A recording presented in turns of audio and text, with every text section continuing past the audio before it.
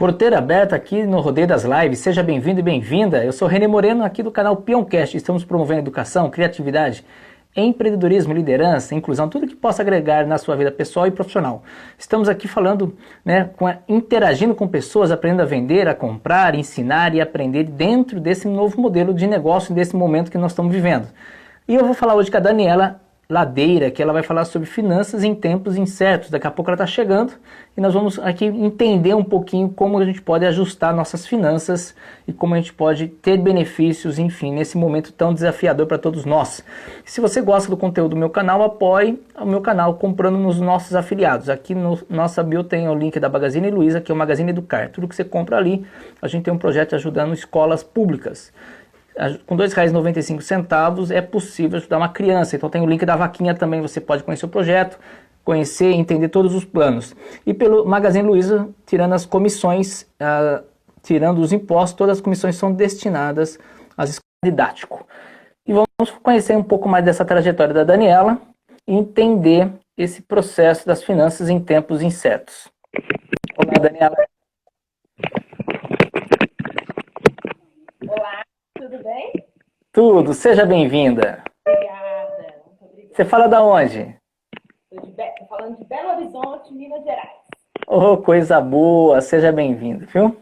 Obrigada, muito obrigada. Bom, hoje nós vamos falar de um tema que eu acho que nunca foi tão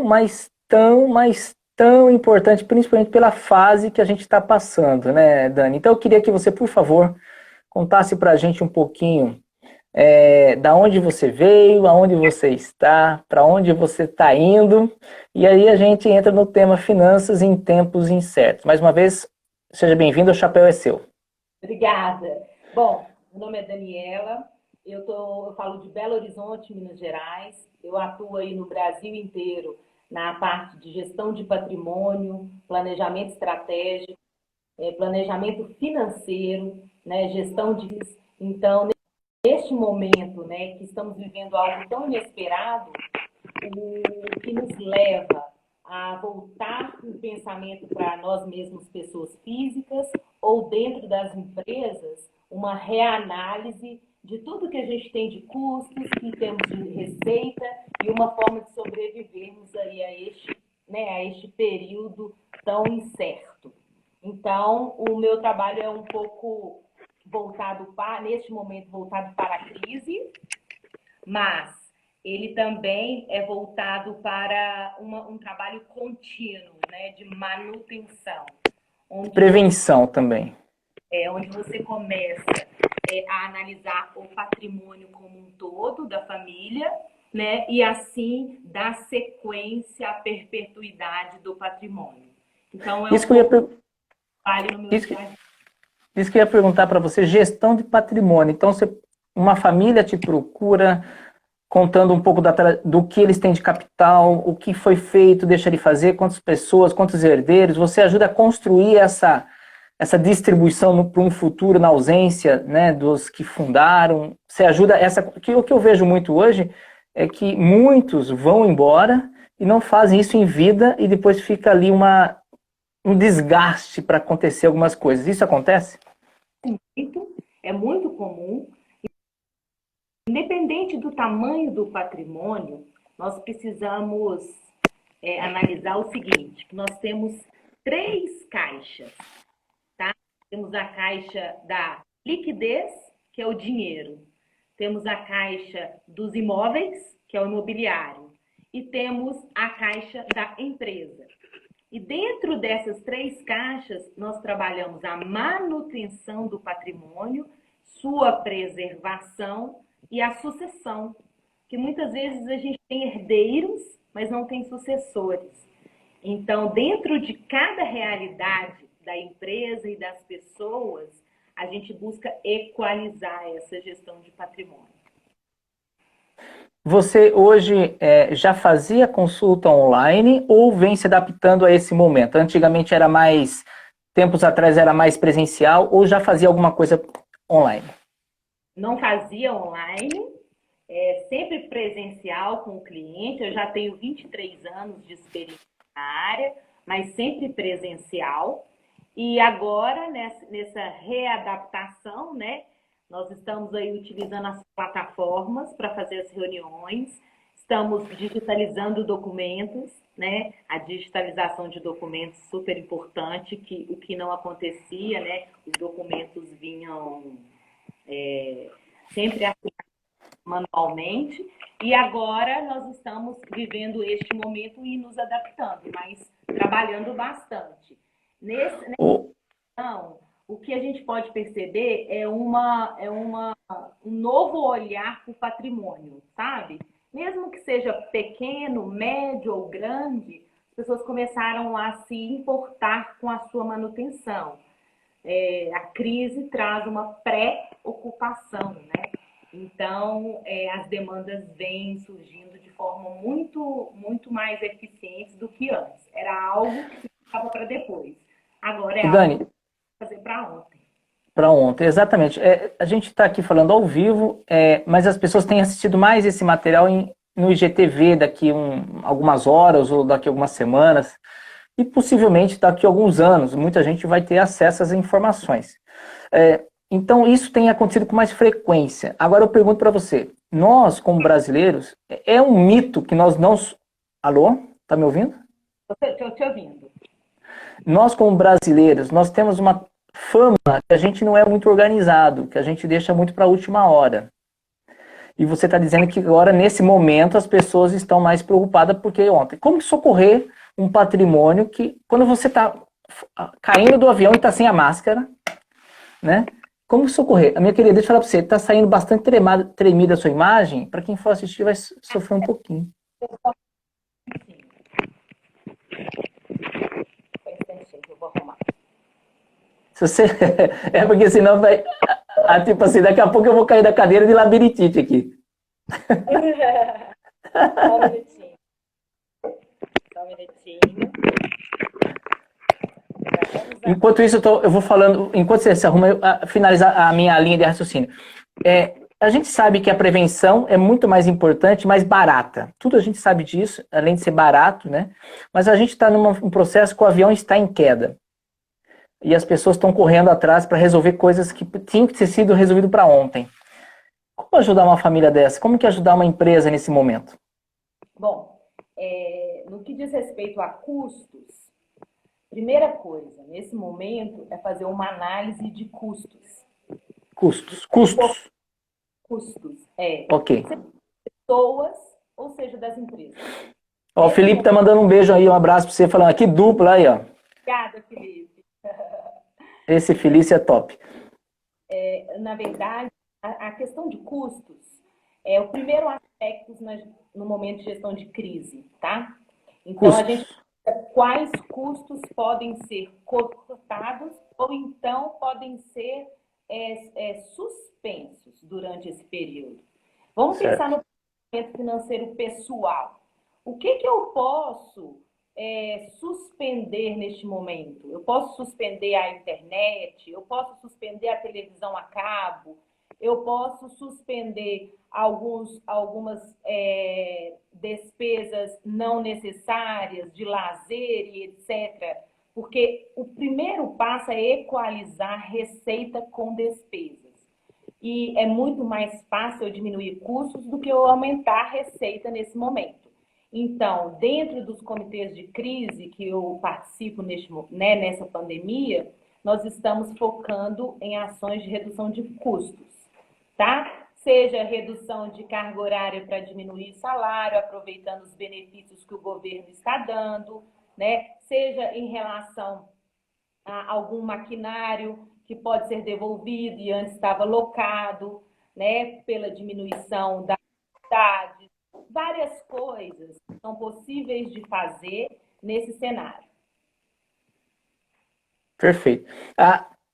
Eu fico pensando que hoje nós temos, acho que deve ser tratado individualmente em muitos casos, né, ou quase todos os casos, porque nós temos realidades diferentes. Nós temos gente perdendo empresa, temos gente perdendo emprego, e temos gente construindo muito. Né? As construções estão aquecidas, que eu acho maravilhoso, graças a Deus tem algum setor acontecendo. Então você vai ali, você anda, se você passar por algum condomínio, você vê sempre um movimento, seja onde for, tem gente construindo, tem gente reformando. Alguns eu espero que não seja por ansiedade, já que eu não tive que fazer, vou mexer aqui, né? Mas a gente percebe que existe parte da economia que está em processo de crescimento, e existe parte da economia passando dificuldade. São contrastes que chocam quando a gente começa a analisar um momento de crise que o país passa, porque não está tendo produção efetivamente em algumas regiões. Eu estava falando hoje com uma pessoa que atende o Centro-Oeste com tecnologia. Ela falou que lá eles não falam em crise. E eles não sabem o que é tipo, a pandemia. Eles falam, a gente não parou. A gente sabe o que vê na televisão, mas a gente aqui não parou. Então eu fico muito feliz porque tem setores que estão extremamente aquecidos. Você percebe esse contraste e como que está sendo lidado com isso? Sim, então a gente percebe alguns setores muito bem, como os de alimentos básicos, que são os supermercados, né, os de necessidade básica, supermercado, farmácia, vem faturando muito bem. Então, eu falo bem que em japonês a palavra crise quer dizer perda e oportunidade. Então, em alguns momentos, para alguns setores, esta pandemia é uma oportunidade. Por exemplo, a educação à distância, né? As aulas virtuais. Eu sou professora da faculdade e nós continuamos com uma plataforma virtual e isso trouxe todo o engajamento do aluno e conseguimos terminar o semestre tranquilos e já temos aí alunos matriculados para o próximo semestre. Então, não Fabuloso. teve, muito pelo contrário, teve uma adaptação. Então, a área de tecnologia, você pensa na telemedicina, com a teleconsulta, né, com os diagnósticos de forma digital, com os laudos, né, e as receitas sendo emitidos de forma digital, eu tenho um crescimento neste mercado. Mas, do outro lado, nós temos as empresas de turismo que estão passando por dificuldade, o comércio em geral de roupas, né, que não são de necessidade básica, as indústrias, mesmo estando funcionando concessionárias em algumas cidades, as pessoas hoje não saem para adquirir um veículo, né? Porque nós estamos em período de cautela. Mas os que têm veículos continuam abastecendo seus veículos, então tem menos impacto na área de petróleo, né? E nos seus derivados. A gente vê um fomento nas indústrias, até o reflexo na bolsa nas indústrias farmacêuticas para a produção da vacina, por exemplo. Então, cada setor tem um impacto diferente e uma fase diferente. Olha, aqui os shopping centers estão fechados. Então, olha o impacto de um shopping com tantos lojistas, né? 230 lojas, 240 lojas. E eu tenho na outra ponta um supermercado que está lotado porque as pessoas têm aquele sentimento de armazenar. Tanto que no início da pandemia, muitos falavam assim que a ação da neve, que é de papel higiênico, está mais valorizado do que qualquer coisa. Por quê? As pessoas começaram a estocar produtos que achavam que não iam ser, né, substituídos. Mas as entregas, o agronegócio, as entregas de produtos estão todas fluindo normalmente. Então, os supermercados têm produtos, mas estão vendendo muito, porque as pessoas estão em casa e se alimentam mais, cozinham mais, né? Consomem mais. Então, isso, cada setor está numa onda. E, na verdade, então, reduzir custos é a primeira coisa se eu estou numa onda vermelha, né? Que eu estou num sinal de alerta. E os que estão ganhando dinheiro, aproveitando a oportunidade, como são o pessoal da área de tecnologia, é hora, então, de precificar bem, né? E valorizar esse capital agregado que você tem nesse momento que está sendo reconhecido, para que você possa, lá na frente, lograr êxito. Porque hoje, a educação à distância, várias plataformas foram adquiridas. Daqui a pouco todo mundo tem a plataforma, e aí? E aí eu preciso manter as plataformas. Então, eu estou sempre criando produtos agregados na tecnologia, porque a onda precisa ser mantida. Mas concordo com você, tem setores e setores. Daniela, já que você é professora e também veio essa adaptação dentro do segmento, né, dentro da universidade que você está, você acha que corre esse risco de essa adaptação no futuro, ou você acha que no futuro entra uma normalidade, as pessoas vão voltar para dentro de sala de aula, ou vai ser 50 por 50%? Como que você consegue, não que você tenha que ter uma obrigação de ter bola de cristal e acertar, é mais uma opinião, já que as pessoas vão aprender a estudar à distância, se isso pode se tornar realmente uma realidade, mesmo depois em outras fases, e as estruturas que a gente tem ali, gigantes de estruturas de universidades, podem vir a deixar de existir. Como que você vê isso?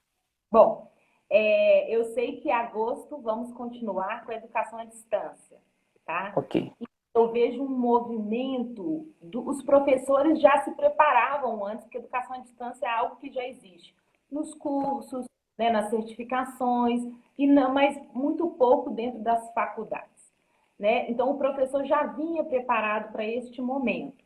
Agora, o aluno viu que, pela aula virtual, dentro de uma boa plataforma, ele tem a capacidade de absorver o mesmo conhecimento. Então, Perfeito. ele viu aquilo como uma barreira, porque nós temos muita resistência a todo tipo de mudanças, tá? Mas, neste caso, o aluno foi obrigado a se adaptar. E, no final, ele disse, poxa, valeu a pena. Então, eu acredito que vai voltar, as aulas presenciais irão voltar, né, no momento certo, mas abre-se um leque para cursos virtuais, para graduações de EAD, e vamos ter menos resistência do aluno a se matricular nesses cursos. Essa Perfeito. experiência, eu acho que serviu de ensinamento para eles verem o quão pode também ser vantajoso fazer uma EAD. Não, muito bem colocado. Eu vou levantar aqui uma situação que foge um pouquinho do tema, eu só peço licença, a gente está falando, a ideia é falar de finanças em tempos incertos, mas transitar um pouquinho nessa logística, até você que está em outro cenário, em outra posição, em outra postura, ouvir uma opinião, né, que também não tem obrigação de acertar, pelo amor de Deus. É mais para essa troca e pensando, lógico, que tem uma questão financeira envolvida em tudo isso. Eu sou muito engajado em escola pública, há quase 17 anos que eu faço um material gratuito para a escola pública, com a ajuda de patrocinadores, todo mês. E hoje eu vejo que as escolas públicas não têm essa facilidade de internet, as crianças não estão, não é assim, ainda não é, são realidades diferentes no Brasil, não é uma realidade igual para todo lugar. E tem muita criança que não vai na escola só para estudar, ela tem necessidade até de comer, né? É uma questão de comida, ela vai para a escola para se alimentar a barriga mesmo, encher a barriga. Como que você vê isso? Que agora trazendo uma opinião de uma professora, né, de alguém que está envolvida com a educação também, e como que nós, cidadão comum, cidadão empresários, podemos dar a nossa contribuição para as escolas, principalmente as escolas públicas, que é sério, né? É muito séria essa situação. Eu acho que algo que já vem acontecendo aqui em Minas Gerais e nas empresas do Mato Grosso também, tá? É a criação de uma parte da empresa como um instituto, tá? Então, a gente tem aí empresas que têm os seus institutos de apoio, né, a uma responsabilidade social de fato. Não é só falar, eu Fabuloso.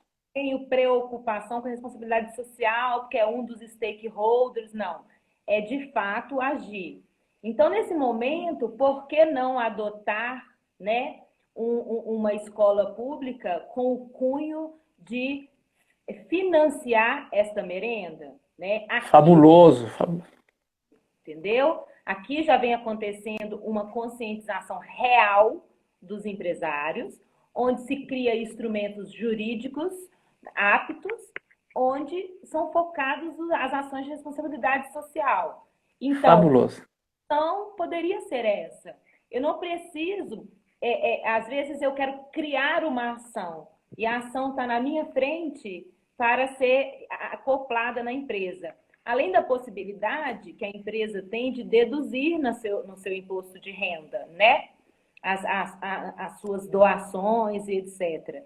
Então, isso precisa ter uma caixinha na empresa com uma pessoa responsável, um instituto criado, né, com objetivos e propósitos e agir efetivamente. Então, muitas empresas que eu atuo aqui em Minas Gerais e algumas no Mato Grosso já têm esse desenho. E eu acho que um caminho seria buscar esse empresário, inclusive os que estão no setor lucrando nesse momento da crise, para que eles deem a contraparte deles no momento. Não, fabuloso. Eu ouço isso com tanta alegria, porque é um parâmetro de outra região, né, que você está trazendo a sua experiência ali, e eu ouço com muita alegria saber que existe já essa movimentação e que pode ter, sim, com certeza, intensificar ainda mais. E eu acho que nós, como sociedade civil, temos a nossa responsabilidade, temos que, sim, colocar a mão, fazer algumas coisas a mais do que já está sendo feito, né? Voltando ao nosso tema finanças em tempos incertos. Uma pessoa que está nos ouvindo, ela pode entrar em contato com você, seja empresa, seja físico, ou você só presta para PJ. E quais são os próximos passos? Ela vai entrar em contato com você e falar assim, olha, eu escutei ali uma informação sua e quero me aprofundar. Essa primeira consultoria, essa primeira aproximação. Conta pra gente um pouquinho para que quem está ouvindo falar, poxa, me sinto à vontade de chamá-la. Eu tenho uma empresa de consultoria, que é a Open Plataforma de Negócios, e eu presto consultoria tanto para as pessoas físicas, na gestão do patrimônio, no aconselhamento do que fazer, tanto para as empresas nas diversas situações. Seja na concessão de crédito, seja na criação de governança, né? Seja aí no alinhamento de riscos, custos, despesas, receitas, tá? Então, e nas pessoas físicas e jurídicas, também no advisory de investimento, no aconselhamento, tá? Da criação de portfólios de investimento que atenda ao perfil, seja da física ou seja da empresa. Eu atuo em todo o Brasil, o meu Instagram é @DanielaLadeira, o site é www.openpn, de plataforma de negócios.com.br. E quem quiser entrar em contato comigo, meu celular é DDD 31 991369919. A gente parte para uma conversa, que é um diagnóstico, onde eu preciso conhecer e entrar um pouco na realidade da pessoa, da empresa. E a partir daí a gente parte para desenhar uma proposta totalmente customizada e com as características individuais de cidade, para que a gente possa trabalhar com o intuito de resolver as questões que hoje, né, são preocupação, seja da física ou seja do empresário na pessoa jurídica. Se você fosse para pontuar 1 a 2 pontos que tipo de situação que mais chega na sua mão hoje? Que tipo assim, pessoas apagando fogueira e com situações bastante caóticas. Você tem algum case ali para contar para gente? Ou situações bem resolvidas que já tem um histórico de organização? Como que é isso? Ou os bastidores hoje? É muito comum a má organização na concessão do crédito. Então, quando eu vou buscar um crédito no mercado, eu preciso adequar o crédito ao meu fluxo de caixa de recebimento. E eu tenho várias modalidades de crédito hoje disponíveis, tanto para física quanto para jurídica, estou falando no geral. E muitas vezes eu pego o crédito errado para destinar para uma situação. Às vezes eu vou destinar o crédito para pagar um incêndio e a minha primeira parcela vem daqui a 30 dias. O incêndio ainda existe, né? Então eu preciso saber negociar o crédito, porque senão eu estou enrolando uma situação, né? Eu estou apagando um incêndio aqui e criando um novo foco de incêndio. Então, para resolver problemas, precisa de gestão. Não pode sair loucamente resolvendo os problemas. Então, esse é um grande desafio nessa pandemia que eu venho enfrentando e ajustando os endividamentos, e muitos foram feitos de forma não adequado ao propósito do recurso.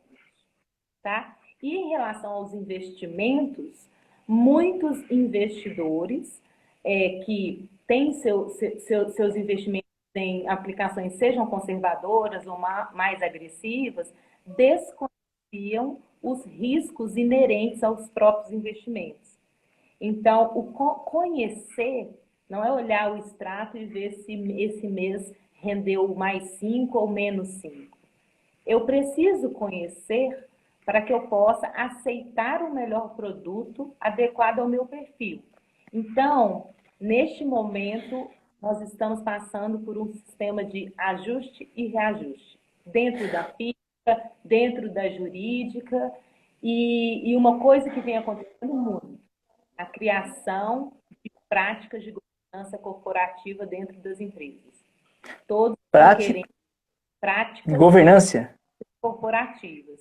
Então, trazer os números mais transparentes da empresa, buscar um compliance, eu tenho que buscar a prestação de contas, eu tenho que criar conselhos consultivos para discutir determinados assuntos, e isso veio como era algo assim, amanhã eu olho, depois eu vejo, e hoje muitas empresas estão se preparando para a retomada.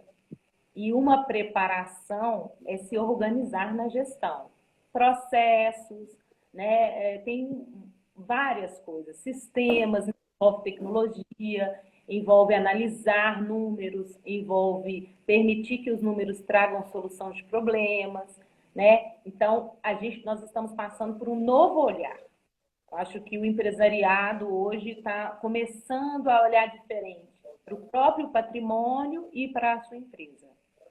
E as pessoas físicas têm no dia a dia, tenho muitos clientes buscando o planejamento financeiro, que é olhar as contas, ver o endividamento, ver se está aplicando corretamente, o que eu posso reduzir de custos nesse momento, qual é o ajuste. Porque se a gente for na toada, vamos dizer assim, nós vamos comprar o mundo pelo e-commerce, né? Então, precisamos ter cautela para adquirir o que precisamos pelo e-commerce, que é uma excelente ferramenta, inclusive vem sendo difundida e deve ser expandida, mas a compra precisa ser consciente. Fabuloso, minha querida, fabuloso. Vou fazer uma pergunta. Você acha que poupança pode deixar de existir? Ou deixar de ser um interesse do brasileiro investir ali pelas opções mais lucrativas? Ou ainda vai ter os conservadores? Pois é, estamos com a taxa de juros a 2,25 ao ano, né? E a poupança paga um percentual dessa Selic. Então, hoje a poupança traz uma baixa rentabilidade. No universo conservador, nós temos outros investimentos atrelados ao IPCA, outras situações, né, que podem atender ao extremamente conservador. Mas a nossa cultura é cultura de poupador. Então, quando uma criança nasce nos Estados Unidos, ela compra uma ação na bolsa. E quando nasce uma criança aqui no Brasil, os pais abrem uma caderneta de poupança. E essa cultura não vai acabar. Então, 70% da população tem lá seus R$ 1.000, R$ 2.000, R$ 3.000, continua investindo na poupança. O que não é de todo ruim, porque é um produto que não tem imposto de renda, né? É um produto de fácil movimentação, mas ele fica destinado mesmo aos pequenos poupadores, né? Dependendo do valor, você tem que buscar nivelar risco, nivelar retorno e rentabilidade. Aí a poupança sai do nosso escopo de opções. Fabuloso. Daniela, eu adorei o nosso papo. Espero que tenha ajudado também as pessoas que vão assistir em 2020 ou não, né? Entre em contato com a Daniela, entenda um pouco mais isso.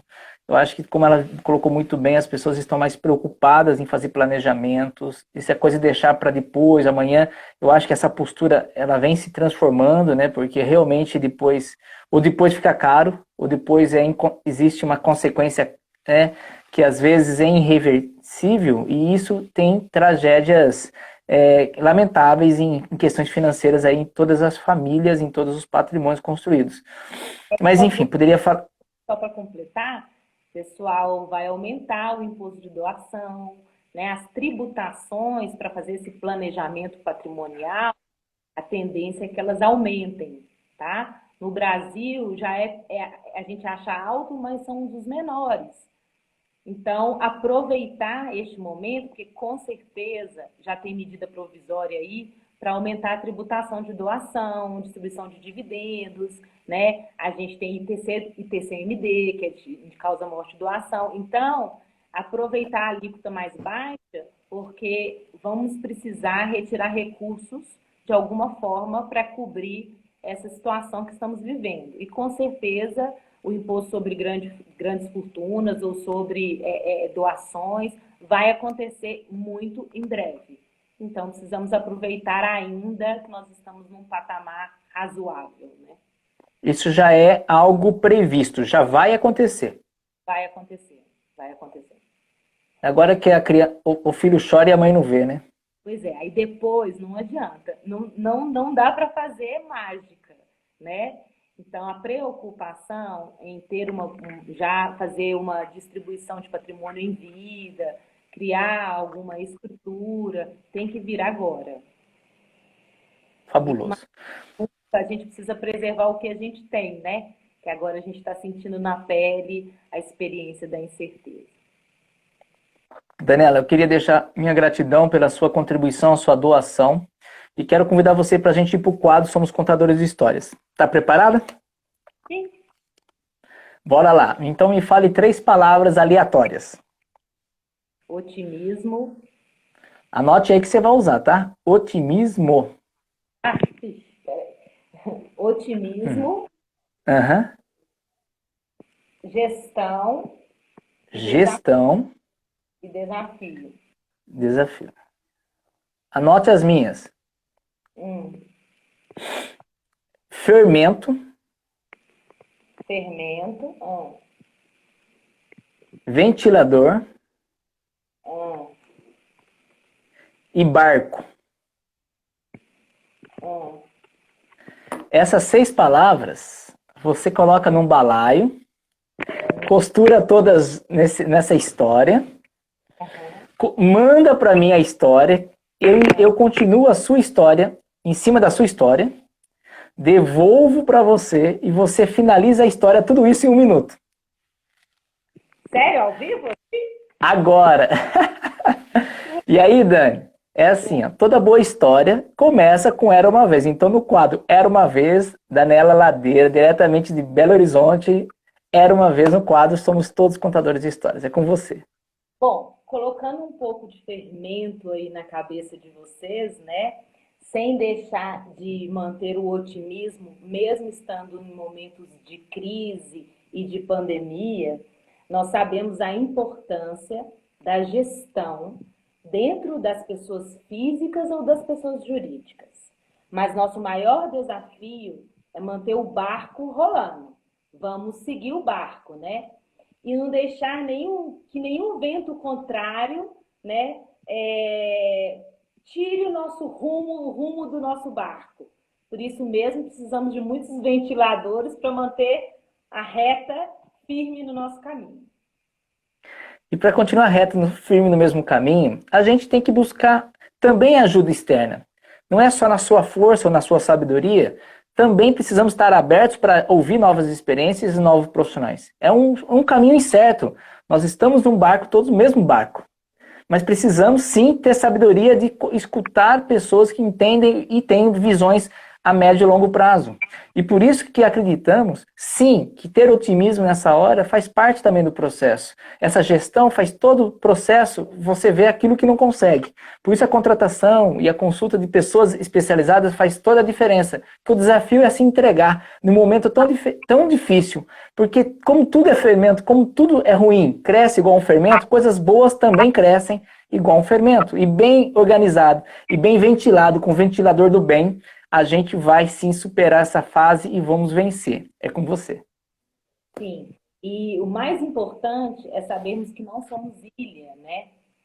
Precisamos de multidisciplinariedade, né? Então, com essa garra, com essa disciplina, aceitando os desafios, o multidisciplinar, né, é muito mais vantajoso do que o isolamento, né? Nós precisamos nos isolar hoje, mas dentro da nossa gestão, nós podemos ter interpretação multidisciplinar. Isso vem ajudando muito as escolas, as faculdades, as empresas e as pessoas.